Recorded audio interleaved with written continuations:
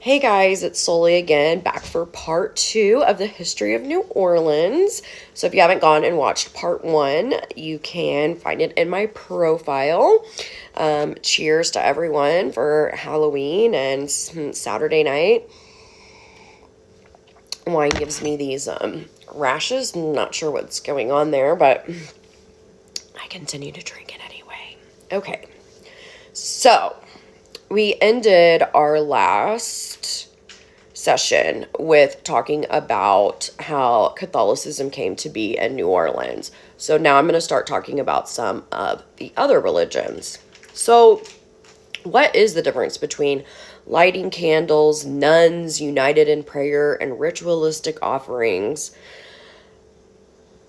Those that practice Catholicism versus witchcraft. They actually have a lot more in common than you would think. And if you go into a Catholic church or you're Catholic, I'm sure you're familiar with a lot of these rituals. I mean, you drink the blood of Christ. Catholicism is pretty goth, and it's a pretty intense religion. At any rate, witchcraft got its beginnings in Catholicism, and I'm going to tell you how. So, the mixing of and the flourishing of these new religions began in New Orleans in the 1800s. On the cursed land, it seemed appropriate that every early New Orleans pray to whatever listened to survive in this forsaken swampland. So we continue the tour walking down the cobblestone streets, and we walk by what looks like a door front. Pink paint is peeling, blending in with the neighboring buildings. It does not particularly stand out. It's a small paranormal witch store. And we were able to go inside, and we were able to go into the back, and they had a seance room in there. And I will post pictures after I do my videos of some of the pictures that I took while we were on this tour, and they have captions so you can kind of follow along. But at any rate, they continue to do seances in this room. And long before the seances that take place today, a woman practiced out of this building, and her name was Mary Onita Tupps. So Tupps was born in the late 1920s in Mississippi. Her family moved to New Orleans in the late 60s, and she came from a fairly successful family. And Mary opened her own business in the spot where this pink paint peels from the door frames. The state named her coven, which she openly practiced witchcraft in the French Quarter at the time. And so this was kind of different. And actually, New Orleans named her coven the first recognized coven in the state of Louisiana, and her coven was named the Religious Order of Witchcraft. So at this time, due to the French, Caribbean, and Catholicism in the town, most practitioners were also practicing voodoo. And don't worry, we're going to get to voodoo in a minute, but I'm going to talk about witchcraft first so that you guys can understand the basic beliefs of witchcraft. So, Tupps, she introduced witchcraft, and this is the practice of polytheism, meaning that you worship more than one god. And a lot of people in witchcraft worship gods of the elements of Mother Earth.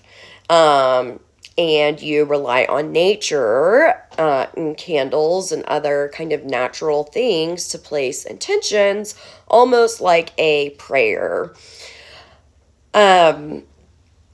She wrote a text that you can find today. If you just type in her name to Google, you can find her biography and the text that she wrote. And she's also referred to in American Horror Story Coven. And she died, unfortunately, in the late 1980s due to stomach cancer, which must have been really painful, but her memory lives on in the quarter and in modern witchcraft. She's kind of known as the mother of modern witchcraft. And she is highly respected in the city of New Orleans and Louisiana. So right across from this witchcraft establishment is one of the oldest voodoo stores in town. And Marie Laval was not the first to ever practice voodoo in the French Quarter, but her name goes down in infamy because she was a black woman, and this was in the 1800s, who was born free, highly educated, had money, and provided services for the wealthy in town. Marie also married a free black man from Haiti during the Haitian New Orleans War. And she melded the practices of Catholicism with his Afro-Caribbean religion of voodoo. So unfortunately, her first husband dies, which is fairly common during this time, and she remarries. So I guess as long as your husband dies, it's okay to remarry, but you can't get divorced. Okay, people, keep this in mind. So she remarries a man by the name of Christophe. And because Marie and her husbands were free with money and education, they were actually seen as white members in New Orleans, and they even owned their own slaves. So it's very interesting that even back in the 1800s, a black woman was allowed to do this in New Orleans.